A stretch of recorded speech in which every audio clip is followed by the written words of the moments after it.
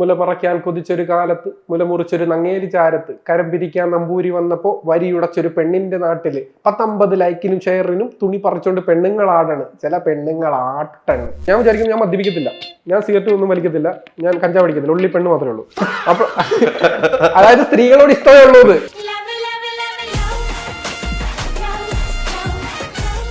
ഞാൻ പണ്ടും പറഞ്ഞിട്ടുണ്ട്, നിങ്ങൾക്ക് നിങ്ങളുടെ ആണാണെങ്കിൽ നിങ്ങൾ എനിക്ക് ഞാൻ മെസ്സേജ് റിപ്ലൈ തരുന്നത് നിങ്ങൾ അതിന്റെ ഡീറ്റ് മാറ്റിയിട്ട് പെണ്ണിന്റെ ഇട്ടാൽ മതി, അപ്പൊ റിപ്ലൈ തരും.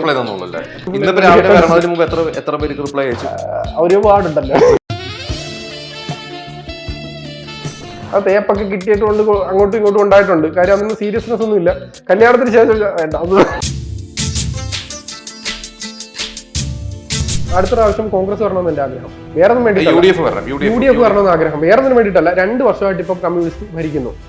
ഇത് ഞാൻ വിചാരിച്ചിരുന്ന 5 വർഷം കഴിയുമ്പോൾ പാർട്ടി മാറണം. കാരണം മാറിക്കഴിയുമ്പോൾ കമ്മ്യൂണിസ്റ്റുകാർ ഏറ്റവും വലിയ ക്വാളിറ്റി എന്ന് പറഞ്ഞാൽ പ്രതിപക്ഷത്തിരുന്ന് ഇതുപോലെ പ്രശ്നം ഉണ്ടാക്കാൻ ഇവർ കഴിഞ്ഞേ ഉള്ളൂ. കമ്മ്യൂണിസ്റ്റുകാരൊന്ന് പ്രതിപക്ഷത്തിൽ വന്നോട്ടെ, നമുക്ക് മുഖ്യമന്ത്രി രാജിവെക്കണം എന്നുള്ളത് എപ്പോഴും കേൾക്കാം.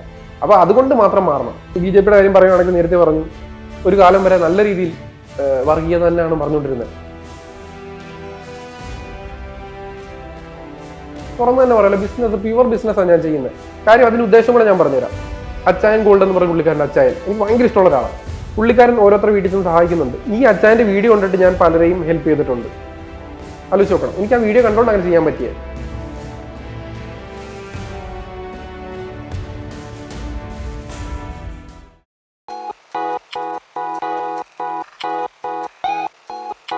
അപ്പൊ അൽതാഫിന് ഈ പറഞ്ഞ രാഷ്ട്രീയം ഇല്ല എങ്കിലും, രാഷ്ട്രീയം ഒരിക്കലും ഇല്ല, അങ്ങനെയല്ല, രാഷ്ട്രീയ പാർട്ടിയോട് ചായവില്ല എങ്കിലും ഞാൻ ചോദിക്കണം, അപ്പൊ അടുത്ത പ്രാവശ്യം ആര് വരും എന്നാണ് ഉള്ളിനുള്ളിൽ ആഗ്രഹിക്കുന്നത്? അത് പറയാൻ പറ്റുമോ?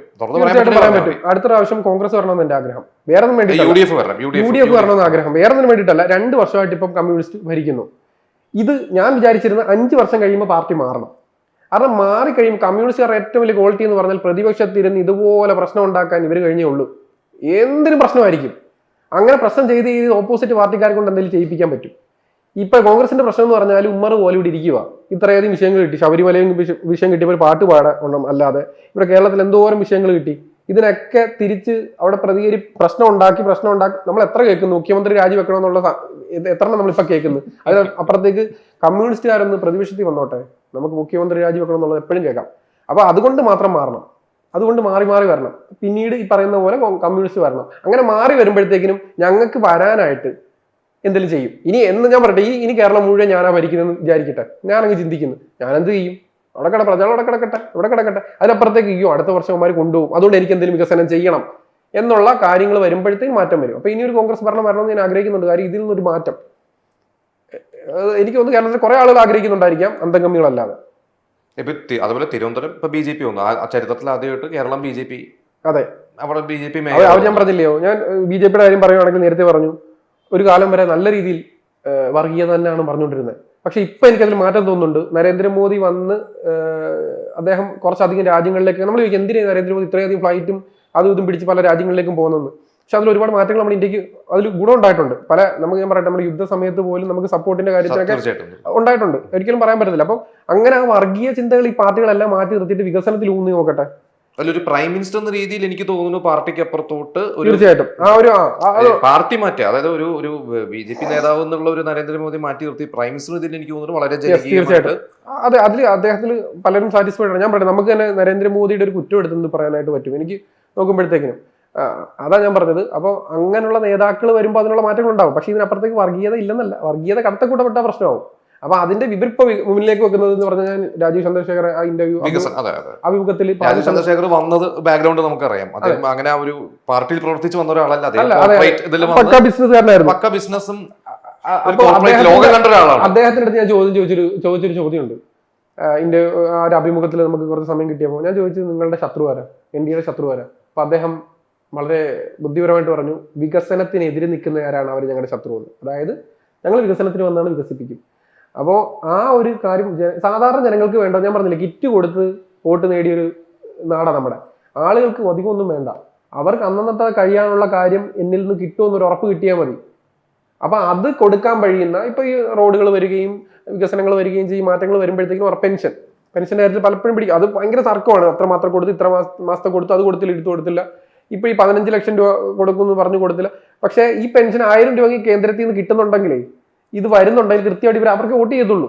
അത് പലപ്പോഴും പറയുന്നത് ഞാൻ കേട്ടിട്ടുണ്ട്. എന്റെ വീട്ടിൽ പോലും ഞാൻ പറയുന്നുണ്ട് എനിക്ക് 1000 രൂപ അവർ കിട്ടുന്നുണ്ട്. അപ്പൊ ഇത് മതി, ഒരുപാടൊന്നും കൊടുക്കണ്ട. പക്ഷെ ഇത് പറഞ്ഞ് അവരെ സാറ്റിസ്ഫൈഡ് എങ്കിലും ആക്കാൻ പറ്റുന്ന ഒരു ഇത് വരണ്ടേ.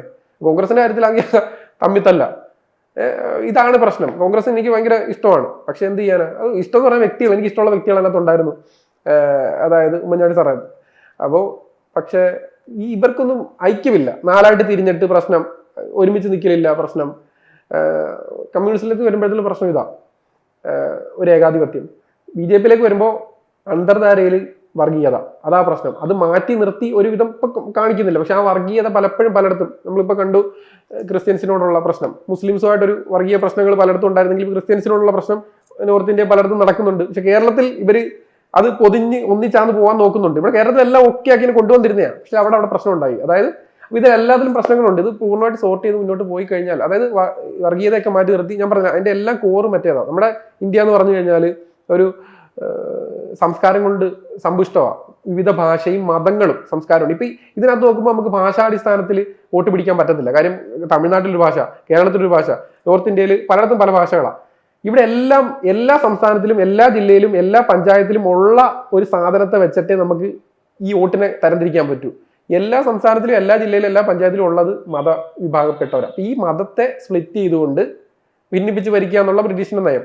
അപ്പൊ അവരെ വർഗീകരിച്ചുകൊണ്ട് പറഞ്ഞാൽ മതിയല്ലോ. ഇപ്പൊ BJP എന്ന് പറയുന്ന ഒരു വർഗീയ പ്രസ്ഥാനമാണ്, അതുകൊണ്ട് നമുക്ക് ഒന്നിച്ച് നിൽക്കണമെന്ന് മുസ്ലിംസും അല്ലെങ്കിൽ അപ്പുറത്ത് ക്രിസ്ത്യൻസിനെയും പറയുമ്പോൾ അവരുടെ വോട്ട് ആ വഴിക്ക് പോകും.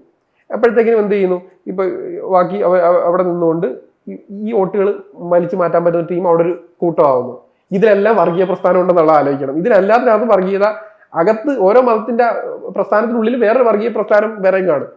അപ്പൊ അത് എനിക്ക് തോന്നുന്നു ഇനി മുന്നോട്ട് ഇങ്ങനെ പോകത്തുള്ളൂ. ഇല്ലെങ്കിൽ ഇന്ത്യ മതമില്ലാത്ത, ഇല്ലെങ്കിൽ വിദ്യാഭ്യാസത്തിന് കൂടുതലായിട്ട്, അതായത് മതം ഉള്ളവരുണ്ട് പക്ഷെ വിദ്യാഭ്യാസമാണ് മുന്നിൽ കാണുന്ന ഒരു രീതിയിലേക്ക് വളരണം, എഡ്യൂക്കേറ്റഡ് ആയിരിക്കണം പൂർണ്ണമായിട്ട്. അതല്ലെന്നുണ്ടെങ്കിൽ ഈ പറയുന്ന കൂട്ട് മതമില്ലാത്തൊരു രാജ്യമായിരിക്കണം. അങ്ങനെയെങ്കിൽ ഈ പ്രശ്നം ഉണ്ടാകത്തില്ല. പക്ഷെ അത് നമുക്ക് സാധ്യമാവുന്ന പാടാം. പിന്നെ ഇനിയിപ്പോ അടുത്ത പരിപാടികൾ എന്തൊക്കെയാണ്? പുതിയതായിട്ട് നേരത്തെ പറഞ്ഞിരുന്നല്ലോ ഒരു ചലഞ്ച്, അങ്ങനത്തെ വീഡിയോസ് ചെയ്യുന്നുണ്ട്. അപ്പം പലപ്പോഴും പലരും ഹെൽപ്പ് വീഡിയോ ഒക്കെ അച്ചായൻ അതിലിപ്പോ പറയാനുള്ളതെന്ന് വെച്ചാൽ ഇപ്പൊ കുറച്ചും വർഷങ്ങളായി ഒരേപോലെ പോയ ഒരിക്കലും ഇല്ല. ഇപ്പൊ എന്തെങ്കിലും ഒരു ചേഞ്ച് കൊണ്ടുവരണം നമ്മളിപ്പോ ഈ ചെയ്യുന്ന വീഡിയോസ്. തീർച്ചയായിട്ടും അത് ഞാൻ പറയട്ടെ. ഞാൻ വീഡിയോ 2-3 കുറച്ച് ചെയ്തു തുടങ്ങിയപ്പോൾ എൻ്റെ അടുത്ത് പറഞ്ഞ് വോയിസ് ഒക്കെ കൊള്ളാലോ, റേഡിയോയിൽ RJ ആയിട്ട് പോയിക്കൂടെ. അപ്പൊ എനിക്കത് വലിയ താല്പര്യമുള്ള കാര്യമല്ല. ഞാൻ പറഞ്ഞ എല്ലാവരും പറയുന്നുണ്ട് RJ എന്നൊരു പേരും കിട്ടുമല്ലോ. അങ്ങനെയാണ് ഞാൻ റേഡിയോയിൽ പോയിട്ട്, എൻ്റെ റേഡിയോ 91 കൊല്ലത്ത് റേഡിയോ ആണ്. അപ്പൊ ഞാൻ അവിടെ ചെന്നിട്ട് CV കൊടുത്തു. അപ്പൊ അവർ വിളിക്കാമെന്നൊക്കെ പറഞ്ഞു. വിളിച്ചൊന്നുമില്ല. അത് കഴിഞ്ഞിട്ട് 2 വർഷം കഴിഞ്ഞപ്പോൾ എൻ്റെ വീഡിയോസ് ഒക്കെ നല്ല രീതിയിൽ വൈറലായി, ഞാൻ കുറച്ചുകൂടെ റീച്ച് ആയപ്പോൾ അവരെന്നെ വിളിച്ചു, ഇങ്ങനെ വേക്കൻസി വന്ന് വരാമെന്ന് ചോദിച്ചു. അങ്ങനെയാണ് ഞാൻ അവിടെ റേഡിയോ ചെയ്തത്. അപ്പൊ എനിക്കൊരു അപ്പായി, ഞാൻ അവിടെ റേഡിയോയിലും കൂടെ RJ ആയി. അതിനുശേഷം വർഷങ്ങൾ ഞാൻ മുന്നോട്ട് പോയിക്കൊണ്ടിരിക്കുന്നു. എനിക്ക് അത്യാവശ്യം യൂട്യൂബിൽ നിന്നൊക്കെ വരുമാനം കിട്ടി. പെട്ടെന്നൊരു സമയത്ത് എനിക്ക് വരുമാനം നിലയ്ക്കുന്ന ഒരു അവസ്ഥ വന്നു. ഫേസ്ബുക്കിലേക്ക് ഒരു ഇഷ്യൂ വന്നു. 1 വർഷത്തോളം ഫേസ്ബുക്കിൽ നിന്ന് ഇൻകം വന്നുകൊണ്ടിരുന്നത്. 1 വർഷത്തോളം ബാൻ കിട്ടി. കാശൊന്നുമില്ല. അല്ലല്ല, ഞാൻ തന്നെ പണി മേടിച്ചതാ. ഒരു പ്രായപൂർത്തിയാത്ത കുട്ടി ഒരുത്തം കയറി പിടിക്കുന്ന വീഡിയോ ഇട്ട് റിയാക്ട് ചെയ്തതാണ്. അവന്റെ തന്തയ്ക്ക് വിളിച്ചതാ. പക്ഷേ ഫേസ്ബുക്കിന് അത് അറിയത്തില്ലല്ലോ. ഫേസ്ബുക്ക് അത് പ്രായപൂർത്തിയാത്ത കുട്ടിയായിട്ടുള്ള രീതിയിൽ ബാൻ തന്നു. അങ്ങനെ എനിക്ക് വരുമാനം ആകെപ്പാടിന്റെ 15,000 അക്കൗണ്ടിലുണ്ട്. അത് തീർന്നാൽ എനിക്കില്ല പിന്നൊന്നും. മുന്നോട്ട് പോകാനുള്ള ഒരു സോഴ്സും ഇല്ലാതെ ഇങ്ങനെ നിൽക്കുമ്പോഴാണ് ഞാൻ പറഞ്ഞു ഞാൻ വിശ്വാസിയാണ്, നമുക്ക് കിട്ടും, തവക്കലത്ത് വല്ലതും ദൈവം തരും. അപ്പൊ അങ്ങനെ പോയിക്കൊണ്ടിരിക്കും. പെട്ടെന്ന് എനിക്കൊരു വിളി വരുന്നത് സൂര്യ TV-ന്ന്. സൂര്യ TV-യിൽ ഞാൻ 1 വർഷം പ്രോഗ്രാം ഉണ്ടായിരുന്നു, തെക്ക് വടക്കുന്ന പ്രോഗ്രാമിന് ആങ്കറായിട്ട് പോയി. അപ്പോൾ നമുക്ക് എവിടുന്നേലും സോഴ്സ് തീരുമ്പോൾ എവിടുന്ന് നമുക്ക് കിട്ടും. അങ്ങനെ അങ്ങനെ ഒരു വരുമാനം വന്നു.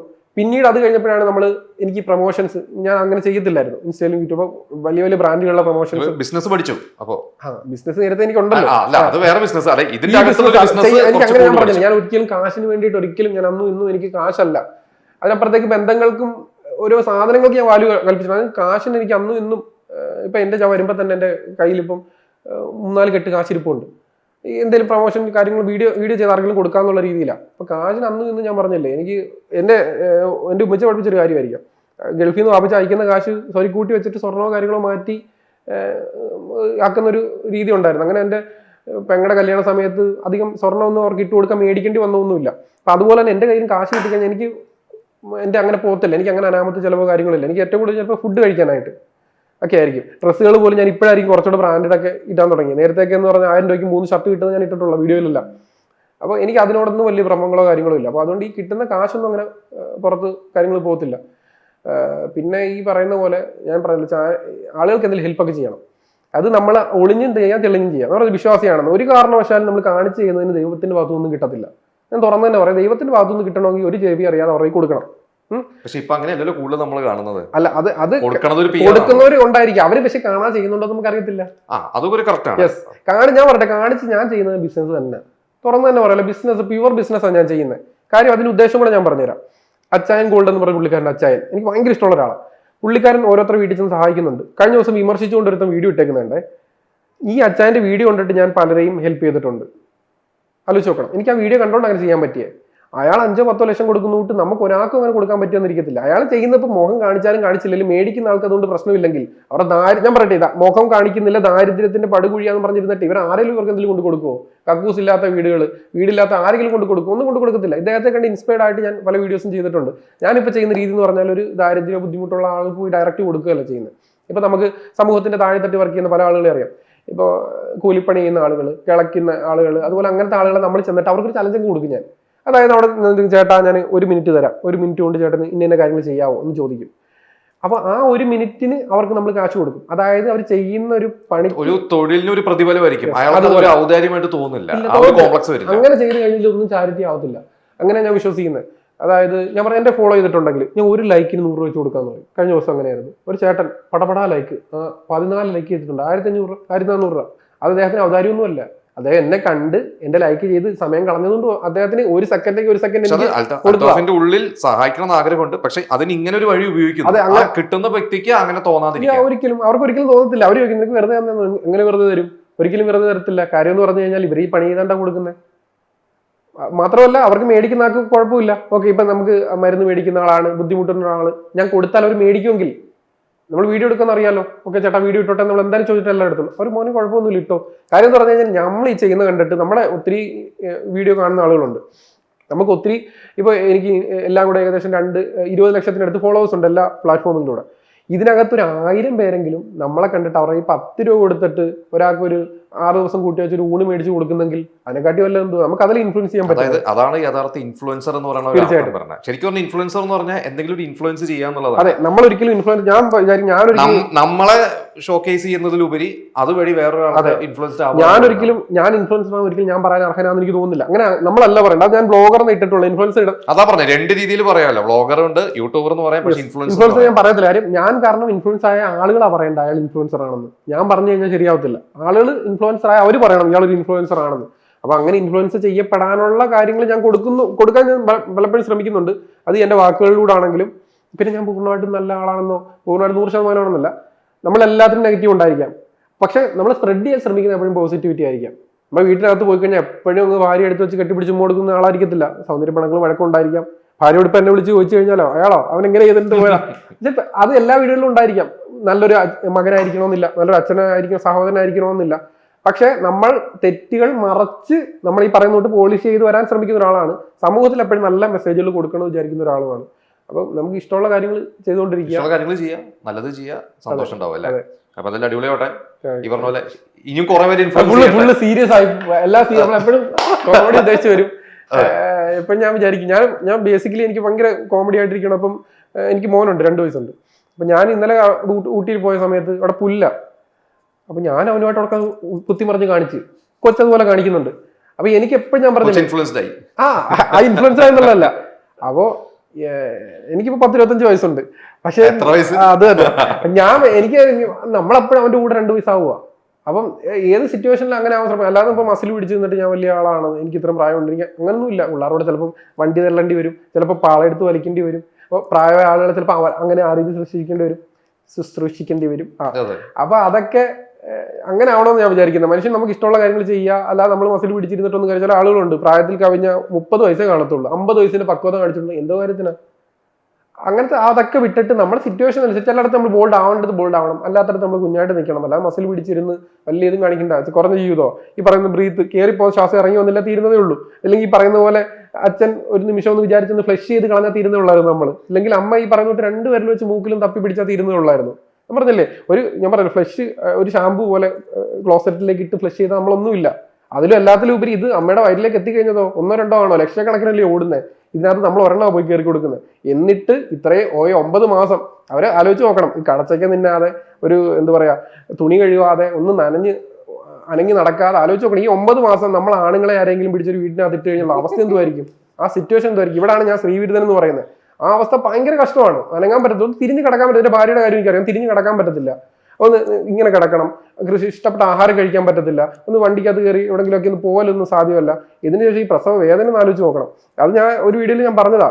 ഞാൻ ആ റൂമിൽ നിൽപ്പുണ്ട്, ലേബർ റൂമിൽ, ഇപ്പുറത്തെ റൂമിൽ. ഞാൻ വിചാരിച്ചത് പ്രശ്നമില്ല, അവള് മാക്സി ഇട്ടേക്കുവാ. കുറച്ച് കഴിഞ്ഞപ്പോഴത്തേക്കും കാലിൽ ഇതിലേക്കൂടെ ചോര ഒലിക്കുന്നത് ഞാൻ കാണുന്നുണ്ട്. അപ്പോഴേ ഞാൻ അതിന്റെ ഭയാനത മനസ്സിലാവുന്നത്. തലയിറങ്ങിപ്പോയി.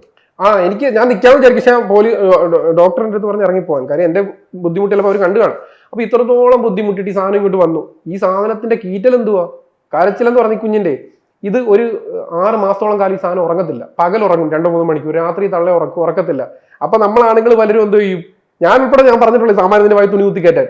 എന്നിട്ട് ഞാൻ അപ്പുറത്ത് പോയി കിടക്കും. പക്ഷേ ഈ തള്ളയ്ക്ക് അതൊരു പ്രശ്നമില്ല.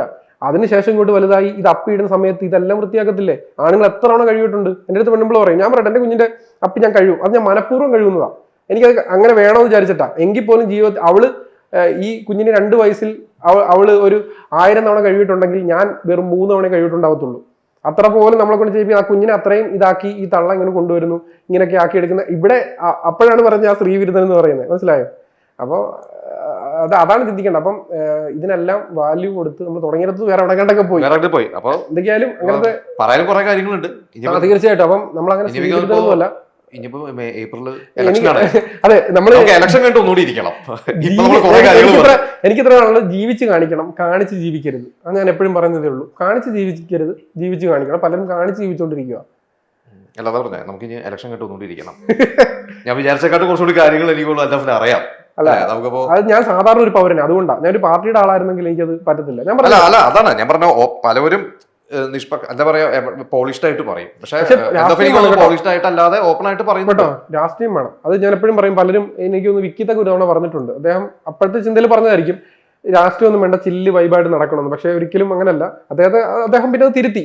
ഇപ്പൊ അദ്ദേഹം നല്ല വീഡിയോസും കാര്യങ്ങളൊക്കെ ചെയ്യുന്നതാണ്. തിരുത്തുന്നതാണല്ലോ ഒരു മനുഷ്യന് ഏറ്റവും വലിയ ക്വാളിറ്റി. ഞാൻ വിചാരിക്കുന്നത് ഞാൻ മദ്യപിക്കത്തില്ല, ഞാൻ സിഗരറ്റ് ഒന്നും വലിക്കത്തില്ല, ഞാൻ കഞ്ചാവ് അടിക്കത്തില്ല, ഉള്ളി പെണ്ണ് മാത്രമേ ഉള്ളൂ. അപ്പൊ അതായത് സ്ത്രീകളോട് ഇഷ്ടമേ ഉള്ളത്. അപ്പം പക്ഷെ അതൊക്കെ ചെയ്യുന്ന ആള്, അതായത് ലഹരി ഉപയോഗിക്കുന്ന ഒരാൾ തിരുത്തിയിട്ട് വന്ന് പറയുമ്പോൾ അത് ഭയങ്കര വാല്യൂ ആയിരിക്കും. അപ്പൊ വിക്കിത്തൊക്കെ ആ രീതിയിൽ ഞാൻ റെസ്പെക്ട് ചെയ്യുന്നുണ്ട്. അതാ പറയുന്നത്. ഞാൻ പറഞ്ഞത് എന്റെ ഇൻസ്റ്റ ഞാൻ എടുത്തു തരാം നിങ്ങൾക്ക്. ഏറ്റവും കൂടുതൽ ഞാൻ മെസ്സേജ് റിപ്ലൈ കൊടുക്കുന്ന പെമ്പിളാരോടാ. ഞാൻ പണ്ടും പറഞ്ഞിട്ടുണ്ട്, നിങ്ങൾക്ക് നിങ്ങളൊരാണാണെങ്കിൽ നിങ്ങൾ എനിക്ക് ഞാൻ മെസ്സേജ് റിപ്ലൈ തരുന്നത് നിങ്ങൾ അതിന്റെ DP മാറ്റിയിട്ട് പെണ്ണിന്റെ ഇട്ടാൽ മതി, അപ്പൊ റിപ്ലൈ തരും. അതെന്തുകൊണ്ടാന്ന് വെച്ചാൽ എനിക്ക് ഏറ്റവും ഇഷ്ടം പെമ്പിളാർ തന്നെ. കാര്യം എന്ന് പറഞ്ഞാൽ നമ്മളൊന്ന് കേൾക്കാൻ അവർ തയ്യാറാവും. ആണെങ്കിൽ അത്ര പേര് നമ്മളൊന്ന് കേൾക്കും, സുഹൃത്തുക്കളായിട്ട് കേൾക്കും കഴിയും. അത് എനിക്ക് അങ്ങനെ നമ്മൾ ഓപ്പോസിറ്റ് സെക്സ് ആകുമ്പോഴത്തേക്കും അവർ കുറെ കാര്യങ്ങൾ കേൾക്കും. അപ്പൊ എനിക്ക് വീട്ടിൽ കേൾക്കാൻ ഒരുപാടുണ്ടല്ലോ. ഞാൻ ഒറ്റയ്ക്ക് വണ്ടിക്കകത്തായിട്ട് ഒറ്റ കയ്യിൽ അയക്കാൻ പറ്റത്തില്ല. അതുകൊണ്ടാണ്. അല്ലെങ്കിൽ വേറെ അതാണ് കാര്യം. ഞാൻ കാരണം ഏതെങ്കിലും പെമ്പിള്ളാർ ബുദ്ധിമുട്ടുണ്ട്, കല്യാണത്തിന് മുമ്പ് ഉണ്ടായിരിക്കും കേട്ടോ. അത് തേപ്പൊക്കെ കിട്ടിയിട്ട് കൊണ്ട് അങ്ങോട്ടും ഇങ്ങോട്ടും ഉണ്ടായിട്ടുണ്ട്. കാര്യം അതൊന്നും സീരിയസ്നെസ് ഒന്നും ഇല്ല. കല്യാണത്തിന് ശേഷം വേണ്ട, വീട്ടിൽ പോകേണ്ടതാണ് തിരിച്ച്. അല്ല, പറഞ്ഞു കഴിഞ്ഞാൽ വരാനുള്ളൊരു മടിച്ചു നിന്നാലോ. നിങ്ങൾ എല്ലാവരും വരിക, മെസ്സേജ് അയക്കുക. എന്റെ ഭാഗത്തുനിന്ന് ഒരു മിസ്റ്റേക്ക്. സ്നേഹം മാത്രം ഞാൻ തന്നോണ്ടിരിക്കത്തുള്ളൂ, ഒരുപാട് സ്നേഹം. അപ്പൊ നമുക്ക് സൗത്ത് ഇന്ത്യയിലെ ഇപ്പൊ നമ്പർ 1 ആണ്. നമുക്ക് പാൻ ഇന്ത്യൻ വേൾഡ് ആയിട്ട് നമുക്ക് ഞാൻ പറയാൻ കാര്യമില്ല. നിങ്ങൾ നോക്ക്, ഒരു RJ, ഒരു ചാനലിലെ ആങ്കർ, വ്ലോഗ്, ഇത്ര തരത്തിൽ ചെയ്തതിലുള്ള ആളുകൾ. അപ്പൊ ഞാനിത് മറ്റുള്ളവർ പറയുന്നില്ല, ഞാനെങ്കിലും പറയണ്ടേ ഞാൻ നമ്പർ 1 ആണ്. അതുകൊണ്ട് പേര് മാറ്റിക്കൊണ്ട് സകലകലാവല്ലഭൻ അങ്ങനെ എന്തെങ്കിലും കൂടി ഇടാന്ന് തോന്നുന്നു ഒരു ബ്രാക്കറ്റില്. അത് കുറഞ്ഞു പോകുന്ന ഒരു സംശയമുണ്ട്. അല്ല, സകല കലയൊന്നുമില്ല, എനിക്ക് പാടാനൊന്നും അധികം. ഡാൻസ് അറിയത്തില്ല. ഡാൻസ് മറ്റു പല കാര്യങ്ങളിലൊക്കെ ഡാൻസ് പഠിക്കാൻ സിനിമയിൽ അഭിനയിച്ചിട്ടുണ്ട് കേട്ടോ, അതും പറയണമല്ലോ. അത് വേണം. 8 എന്ന സിനിമയുടെ പേര്. എന്നിട്ട് ഇപ്പൊ റാപ്പ് ഇറക്കി വെച്ചിട്ടുണ്ട്. ഇനി അടുത്ത ഒരു ഇതിലേക്ക് ഇറങ്ങണം. ഇതൊരു റിലീസ് ചെയ്തിട്ടില്ല. അത് ഈ പറയുന്ന സ്ത്രീ മുല പറയ്ക്കാൻ കൊതിച്ചൊരു കാലത്ത്, മുല മുറിച്ചൊരു നങ്ങേലി ചാരത്ത്, കരം പിരിക്കാൻ നമ്പൂരി വന്നപ്പോ വരിയുടച്ചൊരു പെണ്ണിന്റെ നാട്ടില് 19 ലൈക്കിനും ഷെയറിനും തുണി പറിച്ചോണ്ട് പെണ്ണുങ്ങളാടണ്. ചില പെണ്ണുങ്ങളാട്ടണ്. ബാക്കി പറയാം, ബാക്കി ഇറക്കുമ്പോ കേൾക്കാം. ഇതുവരെ കുറെ കാലം റെക്കോർഡ് ചെയ്ത് വെച്ചേക്കും, ഇതുവരെ അത് ആക്കാൻ പറ്റിയിട്ടില്ല. ഞാൻ പറഞ്ഞില്ല, അതെല്ലാം ഞാൻ പറയുന്നത് നമുക്ക് ജന്മന കിട്ടിയ നമ്മുടെ കുറെ കാര്യങ്ങളെ അത് ഈ ലൈംഗികതാരിയുള്ള സമൂഹത്തിൽ അതിനെ വിറ്റുകൊണ്ട് റീച്ച് ആക്കുന്നതിനെ പറ്റി ഞാൻ മാത്രമേ പറഞ്ഞിട്ടുള്ളൂ. അല്ലെങ്കിൽ ഈ സ്ത്രീകൾക്ക്, എനിക്ക് എത്ര സ്ത്രീകൾ എന്നെ വിളിച്ചിട്ട് ഓരോ ജീവിതത്തിലെ കാര്യം പറയുന്നത്. ഞാൻ ഇന്ന് വന്ന സമയത്ത് ഒരു പെൺകുട്ടി എന്നെ അടുത്ത് വിളിച്ചിട്ട് പറഞ്ഞു അതിന്റെ ഭർത്താവിന്റെ കാര്യങ്ങൾ. അപ്പൊ എന്റെ അടുത്ത് എന്നോട് എന്തിനാ പറയുന്നതെന്ന്. ഞാൻ അതിനെ ചൂഷണം ചെയ്യത്തില്ലെന്ന് 100% ഉറപ്പുള്ളതുകൊണ്ട് എന്നോട് പറഞ്ഞത്. ഞാൻ ചൂഷണം ഞാൻ പറഞ്ഞത് നിങ്ങൾ അദ്ദേഹത്തെ സ്നേഹിക്കുക, അദ്ദേഹത്തോട് തുറന്ന് കാര്യങ്ങൾ പറയാം, കൗൺസിലിങ്ങിന് പോവുക, അത് മാറ്റം വരുമെന്നാണ് പറഞ്ഞത്. അതിനപ്പുറത്തേക്ക് ഞാൻ വാ മോളെ കെട്ടിയോരില്ലാത്തല്ലയോ ഞാൻ ഒരു മുട്ട എന്ന്, അതാണ് ആ വിശ്വാസം എന്നിലുള്ളതുകൊണ്ടാണ്. അപ്പൊ അതിനപ്പുറത്തേക്ക് അപ്പൊ നമ്മൾ ഈ ചില കാര്യങ്ങൾ പച്ചയ്ക്ക് പറഞ്ഞാൽ നമ്മൾ ചിലപ്പം ഈ പറയുന്ന കൂട്ട് സ്ത്രീ വിരോധിയാവും, ചിലപ്പോൾ നമ്മൾ തീവ്രവാദിയാവും, അപ്പൊ നമ്മൾ ചിലപ്പം അങ്ങനെയൊക്കെ കാര്യങ്ങൾ വരും. പക്ഷെ നമ്മൾ ഇഷ്ടമുള്ള കാര്യങ്ങൾ, നമ്മൾ മനസാക്ഷിക്ക് ഉറപ്പുള്ള സമൂഹത്തിന് ഹാംഫുൾ അല്ലാത്ത കാര്യങ്ങൾ പറഞ്ഞുകൊണ്ടേയിരിക്കുക. ഇത് കാണുമ്പോൾ ഇത് ആദ്യം വരുന്ന കമന്റ് വരും ഫേസ്ബുക്കിൽ, ഇവനെ ഏതാണെന്നായിരിക്കും ചോദ്യം. എന്തെങ്കിലും പറയണ്ട ഓഡിയൻസിനോട് അവസാനമായിട്ട്? ഇല്ല, ഓഡിയൻസിനോട് ഓഡിയൻസ് ആണ് എന്നെ ഇതുവരെ വളർത്തിയ ആ ഒരു വ്യൂസ് തൊട്ട് ഇതുവരെ ആണെങ്കിലും ഞാൻ പറയുന്നില്ല, എനിക്കിപ്പം യൂട്യൂബിൽ നിന്ന് നമുക്ക് കൺസിസ്റ്റന്റ് ആയിട്ട് ഇപ്പൊ വീഡിയോ ഇടുന്നില്ല. നേരത്തെ വീഡിയോ ഇടുന്ന സമയത്ത് 4-5 ലക്ഷം രൂപ നമുക്ക് കിട്ടിക്കൊണ്ടിരുന്നതാണ്. പ്രൊമോഷൻ ആണെങ്കിലും നമുക്ക് ഇപ്പം 3-4 ലക്ഷം രൂപ അതും വരും. പക്ഷേ ഈ കാശെല്ലാം ഞാൻ ഇവരിലേക്ക് തന്നെ കൊടുക്കാനാണ് ശ്രമിക്കുന്നത്. എന്റെ വീട്ടിലേക്ക് എടുക്കത്തില്ലെന്നല്ല കേട്ടോ, ഞാൻ എന്റെ ആവശ്യത്തിന് എടുത്തിട്ട് ഞാൻ വീട്ടിൽ കൊടുക്കും, അല്ലെങ്കിൽ വീട്ടിലേക്ക് മാറ്റും. ജീവിക്കാനുള്ള പൈസയും കിട്ടുന്നുണ്ട്, ലാവിഷാവാനുള്ള പൈസ, എന്ത് ലാവിഷം നമ്മൾ തീരുമാനിക്കുന്നു. അതെ, ഞാൻ ആവശ്യത്തിന് വീട്ടിലേക്ക് എടുക്കുന്നുണ്ട്. ഞാൻ പറഞ്ഞില്ലേ, എനിക്ക് എന്തായാലും മാസം 10 ലക്ഷം രൂപ ഒന്നും എനിക്ക് ജീവിക്കാൻ ആവശ്യമില്ല. അപ്പൊ എന്റെ കിട്ടുന്നതിന്റെ ഭൂരിഭാഗവും ഞാൻ ഇങ്ങനെ ആളിലേക്ക് കൊടുക്കുക. എന്തിനു വേണ്ടി കൊടുക്കുന്നത്? പബ്ലിസിറ്റിയാ. കാര്യം കൊടുത്തു കഴിഞ്ഞാൽ വീഡിയോ റീച്ച് ആവും. അപ്പൊ അടുത്ത പ്രൊമോഷൻകാരനെ വിളിക്കും, ആ കടയ്ക്ക് വേണ്ടി പ്രൊമോഷൻ ചെയ്ത് കൊടുത്താൽ എനിക്ക് 10,000, 30,000, 50,000, 70,000 രൂപ എനിക്ക് കിട്ടും. അത് മേടിച്ചിട്ട് അതിൽ നിന്ന് ഞാനൊരു 20,000 എടുത്തിട്ട് ബാക്കി 50,000 ഞാൻ പിന്നെ ഇതുപോലെ കൊടുക്കും. അപ്പൊ എനിക്ക് പിന്നെ റീച്ച് ആളുകൾക്ക് ഹെൽപ്പ് ആവുകയും ചെയ്യും, എനിക്ക് റീച്ച് കിട്ടുകയും ചെയ്യും, അവർ കാണുന്നതിലൂടെ എനിക്ക് പിന്നെയും പ്രൊമോഷൻ കിട്ടുകയും ചെയ്യും. അപ്പോൾ ഇതൊരു ഗിവ് ആൻഡ് ടേക്ക് പരിപാടിയാണ്. അല്ലാതെ ഞാനങ്ങ് കൊണ്ടുപോകുന്നൊന്നുമല്ല. എനിക്കൊന്നും കിട്ടുന്ന കാശ് നല്ലോണം കിട്ടുന്നുണ്ട്. അൽഹംദുലില്ലാ, ദൈവത്തിന്റെ അനുഗ്രഹം കൊണ്ട് നല്ല കാശ് കിട്ടുന്നുണ്ട്. അത് ഞാൻ ഈ പറയുന്ന പോലെ കൊടുക്കുന്നുണ്ട്. എനിക്ക് അതുകൊണ്ട് സന്തോഷമുണ്ട്. ആ ഹാപ്പിനെസ് നമുക്ക് കിട്ടുന്നുണ്ട്. ഞാൻ പറഞ്ഞു, സത്യം പറഞ്ഞു, നമുക്ക് റീച്ച് ഇല്ലെങ്കിൽ പോലും ആൾക്ക് എന്തെങ്കിലും കൊടുക്കുമ്പോൾ വലിയ സന്തോഷമാണ്. ഞാൻ അടുത്ത് ഞാൻ ചെയ്യാൻ പോകുന്നത് അങ്ങനെയാണ്. അപ്പൊ എന്തായാലും ഹാപ്പി ആവട്ടെ, പാൻ ഇന്ത്യ ആവട്ടെ, ലക്ഷങ്ങളിൽ നിന്ന് കോടികളിലേക്ക് എത്തട്ടെ. തീർച്ചയായിട്ടും. All the best. Thank you so much.